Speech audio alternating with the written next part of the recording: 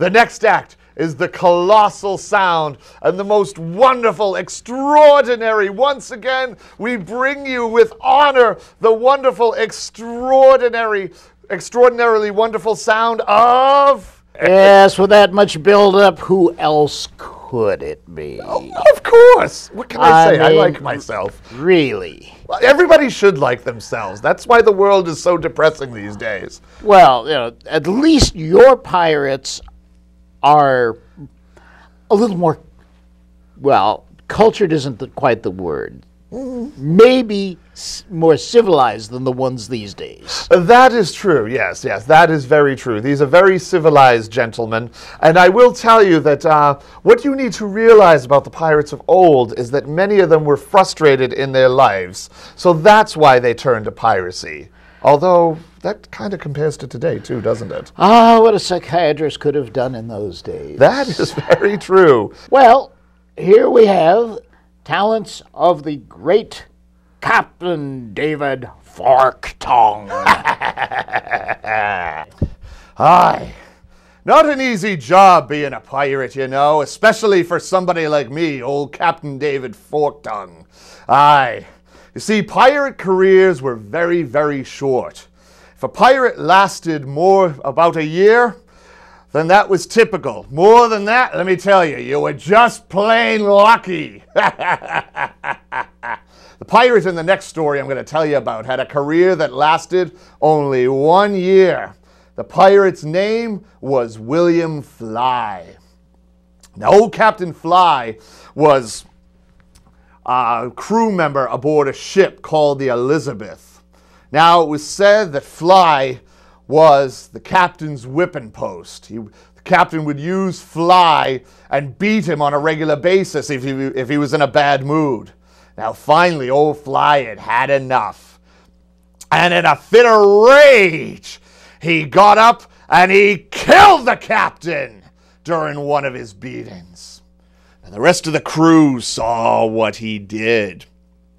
And they were so fierce and afraid, but they themselves wanted to sail the ship under a flag of piracy, and figured that Fly was going to be the right man for the job to be part of the captain.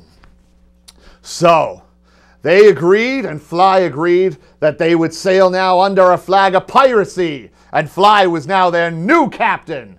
The first order of business he had was he changed the name of the ship to Fame's Revenge, and sailed under a flag of piracy outside the New England area. He attacked 5 ships, but then he was captured by the authorities, and he was brought forth for trial and found guilty of crimes of piracy.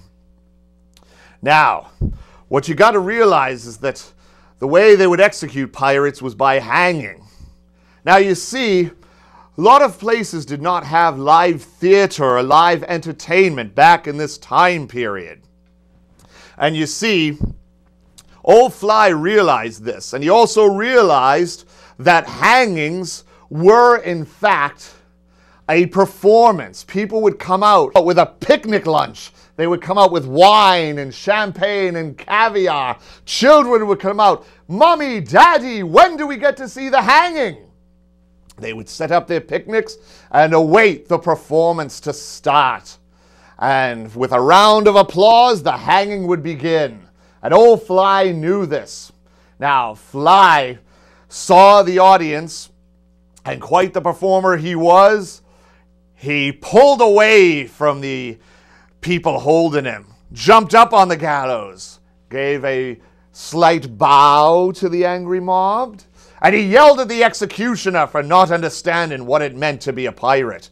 And then he took the noose, put it around his own neck, made a running start, and then hung himself to a standing ovation by the audience.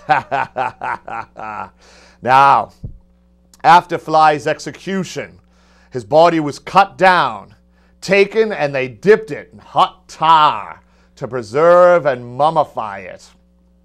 They tarred him, placed him in a cage, and hung him up, facing out, on the docks of Boston.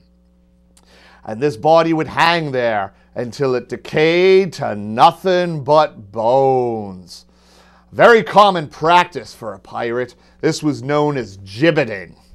Now, the idea behind this is that this would serve as a warning to all seafarers of what would happen should ye even think of turning to piracy. The next story I'm going to share with you is an interesting story. It was a pirate who operated out of the New Hampshire area. His name was Jack Rosethorn. Now, old Jack, a lot of people believe, was something of an escape artist. Now, he was eventually caught and brought to Boston and put in prison. Now, every night, Jack would have a special visitor come by. 'Twas his mother. Now, his mother would come, and every night she'd be holding a little bitty basket, and she would go to the jailer and say, "Oh, sir, please, please let me feed my son. Let him have one final meal before his execution." Now, the jailer reluctantly agreed. Now, his mother would go over, give him the meal, give him a nice cup of wine to wash down the meal, and the two of them, she would comfort old Jack. And the jailer, in the process, would get so tired and bored from sitting in the jail that, he would fall asleep. The next morning, he would wake up, and he would go over to Jack's cell, and the cell would be empty. Now, they'd search all around the New England area, and eventually they would find Jack and lock him back in the cell. Now, once again, a special visitor would come by. 'Twas Jack's mother. Now, she would come on by, make her way down. "Oh, please, Mr. Jailer, sir, please let me give my son one more last meal. Oh, please, please, please, let me give him a last meal. Oh, please." The jailer thought for a sec. Well, very well. Reluctantly, she would agree. She would go over. She'd have a nice big bit of beef and some potatoes and some more wonderful wine. And then the jailer would get so tired that he'd fall asleep again. The next morning, he would wake up, make his way over to the cell, and he would see that the cell was once again empty. He went to the man in charge and said, "How is this happening? How is this happening? Old Jack must be a practitioner of black magic and witchcraft." Now, everybody thought this, but then the jailer thought for a moment. "I'm going to stay awake no matter what happens." And the jailer did his best that night to keep his eyes open and keep alert.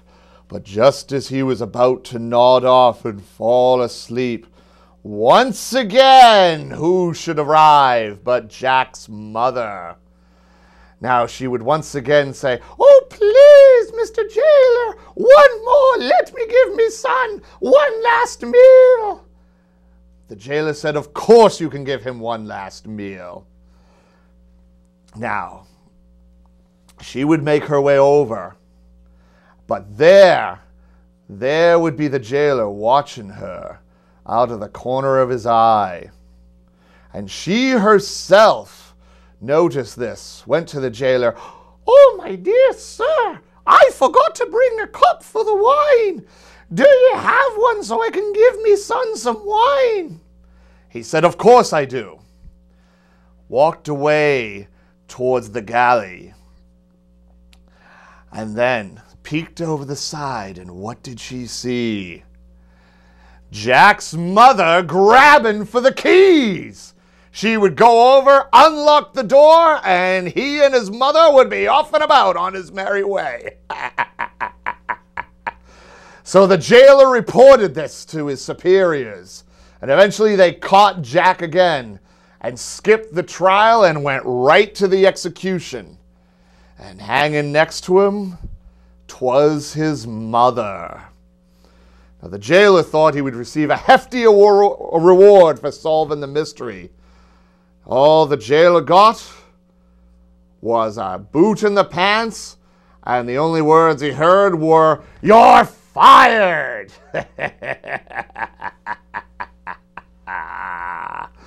Oh my, Professor. It seems that we are just about out of time. We are indeed. For another edition of Sal's Show. Anyway, once again, this is Captain David Forktongue. And Professor William Whatley, expert in everything. And this has been another edition of Sal's Show. See you next time.